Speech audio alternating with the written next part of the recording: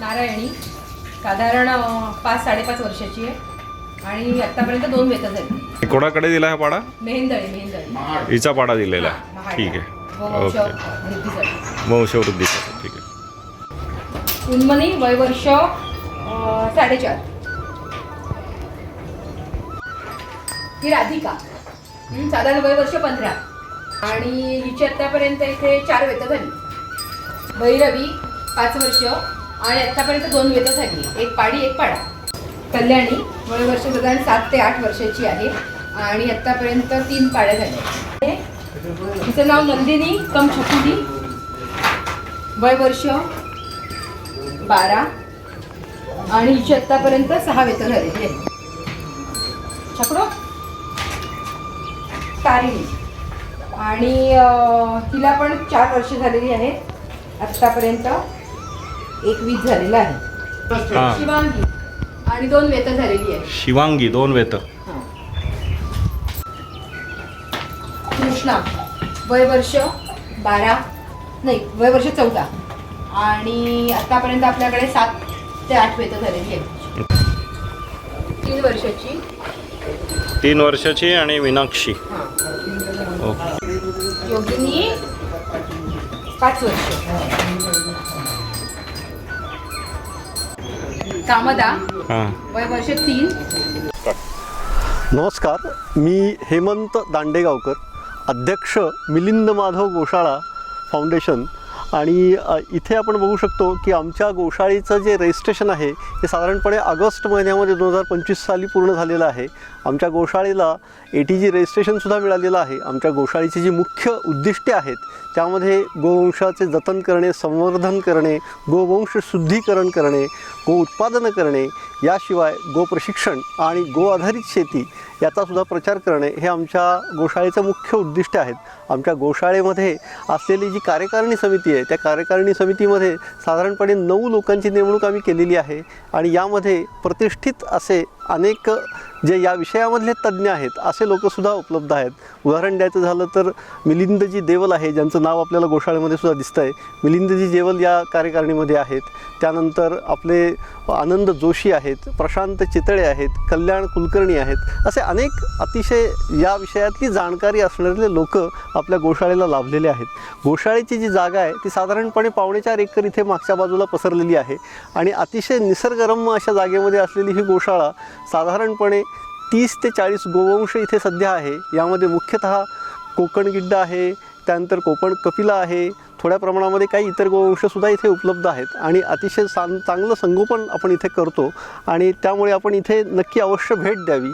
आर्थिक स्वरूपामध्ये बोलायचं झालं तर साधारणपणे थोडासा आर्थिक ताण सहन करून आपण ही गोशाळा चालवतो. प्रत्येकाने खिशातनं भार घेऊन चालवलेली ही गोशाळा आहे. आपण सरकार दरबारी फारसे हात कधी आजपर्यंत पसरले नाही, पुढे बघू लागली गरज तर, पण साधारणपणे आर्थिक भारसुद्धा आम्ही स्वतःच्या खिशातनं करत असतो. तसे गोशाळेचे काम अनेक जण करतात, परंतु आपल्या गोशाळेकडनं समाजासाठी काय काम होतं असा जर आपण विचार केला तर साधारणपणे असं दिसतं की समाजाकडून घेण्याची प्रवृत्ती गोशाळेंमध्ये जास्त दिसते. त्यामुळे सुरुवातीपासूनच आम्ही आमच्या गोशाळेमध्ये समाजाला काय देता येईल असा विचार केला. तर काय देता येण्यामध्ये साधारण 2 ते 3 मुद्दे आपण बघू शकतो. पहिला मुद्दा असा की आमच्या गोशाळेमध्ये जे चांगल्या प्रतीचे वंशवृद्धीसाठी जे खोंड असतात ते आम्ही 5 ते 6 गोशाळांमध्ये आत्तापर्यंत दिलेले आहेत. त्यामुळे वंशवृद्धीला थोडी मदत होते. याबरोबरच आपण प्रशिक्षणाचा कार्यक्रम इथं घेत असतो. गो आधारित शेती आणि त्या संदर्भाचे प्रशिक्षण, शिवाय काही गो उत्पादनांचे प्रशिक्षण असे कार्यक्रमसुद्धा आपण या गोशाळेमध्ये घेतो. आणि या व्यतिरिक्त अनेक या असलेल्या गोशाळा यांना स्वतःची जाहिरात करण्यासाठी किंवा लोकांपर्यंत पोहोचण्यासाठी जी एक सोय हवी, उदाहरणार्थ स्वतःचं एखादी वेबसाईट हवी, पोर्टल हवं, ती ही सोय अनेक लोकांना करता येत नाही असं आमच्या लक्षात आलं. आणि साधारणपणे एक जर वेबसाईट करायची झाली तर 20 ते 25 हजार एवढा साधारण त्याचा खर्च असतो. तर हा खर्चसुद्धा करणं प्रत्येकाला शक्य नाही आहे. आम्ही असा विचार केला की आमच्या वेबसाईटवर आम्ही हे सर्वांना उपलब्ध करून देऊ. प्रत्येकाला एक स्वतःचं पेज असेल आणि त्याचा जो मेंटेनन्स असेल तो साधारणपणे इतका माफक असेल की तो प्रत्येक जण सहजपणे करू शकेल. याशिवाय याचं दरवर्षी लागणारं जे मेंटेनन्स आहे ते सुद्धा आम्ही त्यांना करून देऊ, त्यालासुद्धा आम्ही सपोर्ट करू.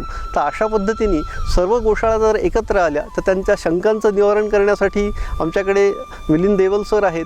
आता उदाहरणार्थ मिलिंद देवल सर आणि या गोशाळेबद्दल बोलायचं झालं तर ही 10 वर्षापासून चालू असलेली गोशाळा आहे. रजिस्ट्रेशन जरी तुम्हाला आत्ताचं दिसत असलं तरी ही गोशाळा 10 वर्षापासून चालू आहे. आणि मिलिंद देवल सरांचा याबाबतला अनुभव हा सर्वांना माहिती आहे. महाराष्ट्रामध्ये प्रसिद्ध असं हे नाव आहे. नमस्कार, मी मिलिंद देवल, भारतीय गोवंश अभ्यासक म्हणून मी गेली 30 वर्ष काम करत आहे या क्षेत्रामध्ये. तर ही जी गोशाळा आहे ही माझ्या नेतृत्वाखाली गेली 13 वर्ष तर नक्कीच झाली काम करत आहे. आता आपण या गोशाळेचं रजिस्ट्रेशन सरकार दप्तरी केलेलं आहे. या गोशाळेचं महत्त्व आणि या गोशाळेची आपण वेबसाईट तयार केलेली आहे. सदर वेबसाईट ही अशासाठी तयार केलेली आहे की अनेक गोशाळांना अनेक समस्या कायम भेडसावत असतात. त्या समस्यांचं निराकरण करण्यासाठी एक छत्री अंमल असावा, एक छत्री त्याला सोल्युशन मिळावं म्हणून आपण ह्या इथं वेबसाईट तयार केलेली आहे. तर प्रत्येक गोशाळेने आम्ही त्यांना एक पेज उपलब्ध करून देऊ, अतिशय माफक दरामध्ये उपलब्ध करून देऊ की ज्या योगे त्यांना त्यांच्या शंकांचं निराकरण होईल. तिथल्या गोशाळा अतिशय चांगल्या प्रकारे सक्षम होण्याच्या दृष्टीने या वेबसाईटचा त्यांना निश्चित उपयोग होईल हे मी अतिशय आत्मविश्वासाने आपल्यापुढं अभिवादन करीत आहे आणि आपल्याला आवाहन करत आहे. ही गाय आपल्याला कुठून मिळाली आणि कधी आली ती आपल्याकडे साधारण? ही दापोलीहून आणली आहे. दापोलीला तिला घ्यायला अडचण आलेली आणि मग डॉक्टरांनी तिचं सिझर करून काढली तिला. मग त्याच्यानंतर तिची काळजी घ्यायची होती.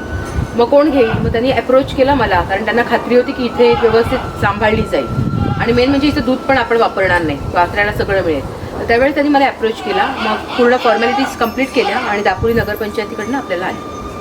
आपण असं केलं नसतं तर काय झालं असतं? काही नाही, तिला प्रॉब्लेम आला असतो ना एकतर, आणि 4-5 लोकांनी मग डॉक्टरांना नको असलेल्या लोकांनी पण तिला क्लेम केलं होतं. तर त्याच्यामुळे त्यांना सुरक्षित हातात द्यायची होती ती.